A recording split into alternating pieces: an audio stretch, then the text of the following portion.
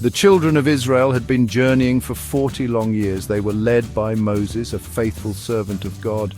He had led them out of slavery in Egypt. He had guided them through the wilderness. Now they stood on the brink of the promised land, but Moses would not be leading them into this new chapter. God had other plans. The time had come for a new leader. God chose Joshua, a man of courage and faith, to succeed Moses. This transition of leadership was crucial. It would determine the fate of the Israelites. Would they successfully enter and conquer the promised land, or would they falter at the threshold of their destiny? This transition holds a powerful message for us today. It reminds us that God equips and empowers new leaders for every season. He raises up individuals to carry his promises forward. Just as he called Joshua to lead the Israelites, he continues to call and equip us to fulfill his purposes in our own time.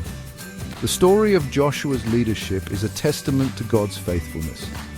It is a story about the importance of courage, obedience, and unwavering trust in God's promises. As we delve into the book of Joshua, we will discover how God's plan unfolded through this remarkable leader and his chosen people. In the book of Joshua, chapter 1, verses 1 through 9, God speaks directly to Joshua. He tells him, "Moses, my servant, is dead." This marks the end of an era. But God immediately follows with words of encouragement and a clear command for Joshua. "Now therefore arise, go over this Jordan, you and all this people, into the land that I am giving to them, to the people of Israel." God's choice of Joshua was no accident. Joshua had proven himself to be a faithful and capable leader. He had served as Moses' right-hand man. He had witnessed God's power firsthand. And most importantly, Joshua had a heart after God's own heart. In these verses, we see God's promise to Joshua, "No man shall be able to stand before you all the days of your life. Just as I was with Moses, so I will be with you. I will not leave you or forsake you." This promise would sustain Joshua through the challenges that lay ahead. It is a promise that extends to all who follow God's call. Joshua's commissioning serves as a powerful reminder that God equips those he calls. When God gives a task, he provides the strength and guidance to accomplish it. We can face any challenge with confidence, knowing that God is with us just as he was with Joshua. The Israelites stood at the edge of the Jordan River, the waters raging before them. It seemed like an insurmountable obstacle, a barrier between them and the promised land. But God had a plan, and he revealed it to Joshua. In Joshua chapter 3, verses 1 through 5, God instructs Joshua to have the priests carry the Ark of the Covenant, a symbol of God's presence ahead of the people. As soon as the priests' feet touched the water's edge, the river would stop flowing. This was a test of faith, a moment that required unwavering trust in God's power. The Israelites obeyed.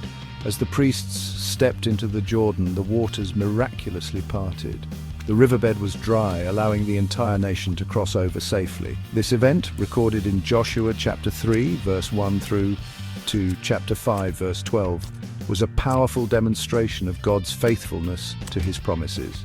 The crossing of the Jordan River was not just a historical event, it serves as a powerful metaphor for our own journeys of faith. There will be times when we face seemingly impossible obstacles, but just like the Israelites, we can trust in God's power to make a way where there seems to be no way. When we step out in faith and obedience, we can experience God's miraculous provision. After crossing the Jordan, the Israelites faced another formidable obstacle, the fortified city of Jericho. Its walls seemed impenetrable, but God had a plan, and it was a plan that defied human logic. God instructed Joshua to have the Israelites march around the city once a day for 6 days. On the 7th day, they were to march around 7 times. Then the priests were to blow their trumpets, and the people were to shout with a great shout. God promised that the walls of Jericho would collapse. This unusual battle plan tested the Israelites' faith. Could they trust in God's unconventional methods? Would they obey even when his instructions seemed strange? The answer was a resounding yes. The Israelites followed God's instructions to the letter. As they shouted and the trumpets blared, the walls of Jericho came crashing down. The city was conquered, just as God had promised. This victory, recorded in Joshua chapter 6, stands as a testament to the power of obedience and unwavering faith in God's word. Section 5. The importance of obedience, lessons from victory and defeat. The book of Joshua is filled with stories of both victory and defeat. These accounts highlight a crucial theme: the importance of obedience to God's commands. When the Israelites obeyed, they experienced resounding victories. When they disobeyed, they faced devastating consequences. One such account is the story of Achan. In Joshua chapter 7, Achan, driven by greed, took some of the plunder from Jericho, disobeying God's clear command. This act of disobedience had dire consequences for the entire nation. The Israelites suffered a humiliating defeat at Ai, and many lives were lost. This story serves as a sobering reminder that obedience to God is not optional. Our actions have consequences not only for ourselves but also for those around us. When we choose to disobey God, we invite chaos and suffering into our lives and the lives of others. On the other hand, when the Israelites repented of their sin and returned to a place of obedience, they experienced God's forgiveness and restoration. They went on to conquer Ai and many other cities, claiming the promised land as their own. The book of Joshua teaches us that victory comes through aligning our lives with God's will and obeying His commands.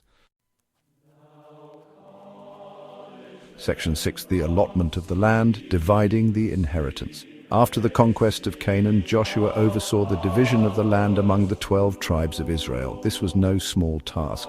It required wisdom, fairness, and a deep understanding of God's promises to their forefathers. Each tribe received its inheritance, a portion of the promised land that would be theirs for generations to come. This division, detailed in the book of Joshua, chapters 13 through 21, was a tangible reminder of God's faithfulness to His promises. It was a fulfillment of the covenant He had made with Abraham centuries earlier. The allotment of the land was not just about dividing up territory, it was about establishing a new society, a nation founded on God's laws and principles. It was a reminder that God is a God of order and provision. He cares for His people and gives them an inheritance that extends far beyond earthly possessions. Section 7. Joshua's farewell, a legacy of faith and courage. As Joshua neared the end of his life, he gathered the Israelites one last time. He reminded them of God's faithfulness and challenged them to remain true to the covenant. He urged them to be very strong to keep and to do all that is written in the book of the law of Moses, turning aside from it, neither to the right hand nor to the left. Joshua's final words were not a command, but a plea, a heartfelt desire to see the Israelites continue in the ways of the Lord. He knew that their future prosperity and well-being depended on their obedience to God. Joshua's legacy was one of faith, courage, and unwavering obedience to God. He led the Israelites into the promised land, and he left them with a blueprint for a life of blessing and victory. His life serves as an inspiration for us to live lives that are fully surrendered to God's will, trusting in His promises and obeying His commands. Section 8. The Promised Land, a testament to God's faithfulness. The story of the Promised Land is a testament to God's faithfulness to His promises. He had promised Abraham that his descendants would inherit a land flowing with milk and honey. Centuries later, under Joshua's leadership, that promise was fulfilled. The Promised Land represents more than just a physical location. It symbolizes the blessings, both spiritual and material, that come from following God. It is a picture of the abundant life that Jesus offers to all who believe in Him. The journey to the Promised Land was not without its challenges. There were battles to be fought, obstacles to overcome, and lessons to be learned. But through it all, God remained faithful. He guided His people, protected them, and provided for their needs. Section 9. Conclusion. From generation to generation, God's promises endure. The story of Joshua and the conquest of the Promised Land is not just an ancient historical account. It is a timeless story of God's faithfulness, His power, and His unwavering love for His people. It is a story that continues to resonate with us today. Just as God was with Joshua, He is with us. He has given us promises that we can stand on, promises of hope, guidance, and an abundant life. And just as He empowered Joshua to lead the Israelites into their inheritance, He empowers us to walk in victory and fulfill His purposes for our lives. As we reflect on the lessons from the book of Joshua, let us be encouraged to live lives of faith, courage, and obedience. Let us trust in God's promises, knowing that He is faithful to fulfill them from generation to generation.